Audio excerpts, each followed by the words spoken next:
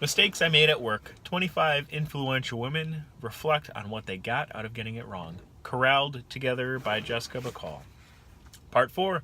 Learning Resilience. My graduate advisor, Stan Chu, wasn't smiling as we stood together outside of the third grade classroom where he'd just watched me teach a reading lesson. This was the moment, at least in my mind, when he was supposed to start with a positive, telling me about how great I was, followed by a couple of ways in which I might improve.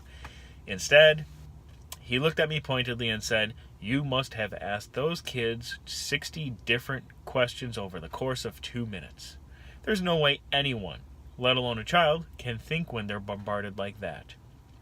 I nodded, listening to him talk about the value of one good question, and felt my face get hot, my heart heavy. Here was a really nice guy, a professor whom I and all my grad school friends admired, who would probably say something positive about my teaching if there was anything positive to say, but I clearly sucked. At least that is how it felt. It wasn't the first time that Stan was straight with me, and while this was sometimes hard on my ego, it helped me to see myself more clearly as a teacher and as a person, and to understand mistakes as touchstones. They were learning opportunities if I could own them, take them apart, and think about how I might act differently next time. Eventually, I learned that all thoughtful educators practice this process when they want to improve. Learning from mistakes is not only integral to teaching, it's also an important part of doing scientific research. There is even a dedicated publication, Journal of Aerology, which is all about screwing up. It publishes articles about failed experience because, says the journal's website, every discovery or invention has its fair share of missteps, failures, errors, and problems, which result in teaching a valuable lesson and helping compound experience. What if more of us could see mistakes and failures as essential to doing our work well, to growing as people and professionals? It's easier said than done. In a culture of achievement, our self-worth can become bound up in what and how much we accomplish. This is evident in the question that's often the first we ask in social situations. What do you do? As if it will reveal who we are.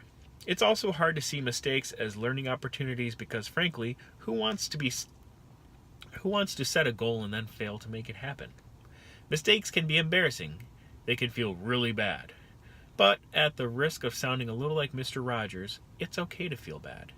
Even political candidate Reshma Sajani, something of a Ivy League rock star, gave herself a full 6 weeks to mope around with her puppy after losing an election. Then she was back on the scene, as she discusses in the first section, having learned important lessons. She was incredibly resilient. Reader's note, after reading this, just throwing it out there, after reading that paragraph half a year back, I found it much more of an interesting icebreaker to ask people, so what do people pay you for? Or what do you get paid for in social situations? In my mind at least, and for some other people, it helps take some of the pressure off if they don't have a job that they feel great about, or it instills some humor in the situation. Give it a try. So, what do people pay you for? Or so what do people pay you to do? There are ways to increase your resilience. One of them, probably the toughest to bear, is just surviving real-life mistakes and failures. With mistakes at work, it also helps to have the support of colleagues. Courtney Martin talks about her foot-in-the-mouth blogging error that led to a major backlash. Another blogger talked her through it. Relationships with family and friends are equally important. Judith Warner tells a story about feeling depressed after losing a job, until finally one of her daughters demanded she stop. In the psychological literature on resilience, one of the most well-respected ideas is Carol Dweck's theory of the growth mindset versus the fixed mindset. Dweck, who explains this in the last interview here, describes the ways in which reframing our concept of ability can actually help us to improve. In the growth mindset, she says, you value learning and effort, and you see mistakes and setbacks as tools for learning. It's not something that you either have or don't have, though. You can work towards developing a growth mindset in any area of your life. At work, in your personal relationships, on the athletic field. I am putting my money on sharing stories as one more way to bolster resilience, and others have too. Harvard University's Abigail Lipscomb runs something called the Success Failure Project. designed to create opportunities for Harvard's high achievers to talk openly about what it's like when things go wrong, as well as when things go right. Success has its own unique challenges. One of its brilliant publications is a little red book called Reflections on Rejections. It's full of rejection letters received by people at Harvard, along with their own personal stories about coping. Stanford University followed Lipscomb's model and created something called the Resilience Project, a website with videos and of faculty, alumni, and students who talk about, and thus model, dealing with difficult situations. These projects open the door to important conversations, and I hope that this book will do that as well.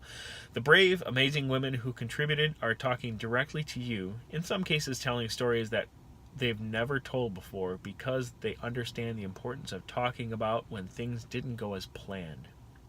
Even when that felt absolutely terrible, they learned something from what went wrong. Of course, you, too, can come to see mistakes as valuable information and contributing to your own metaphorical journal of errology, rich with the data of experiences that helped you to grow.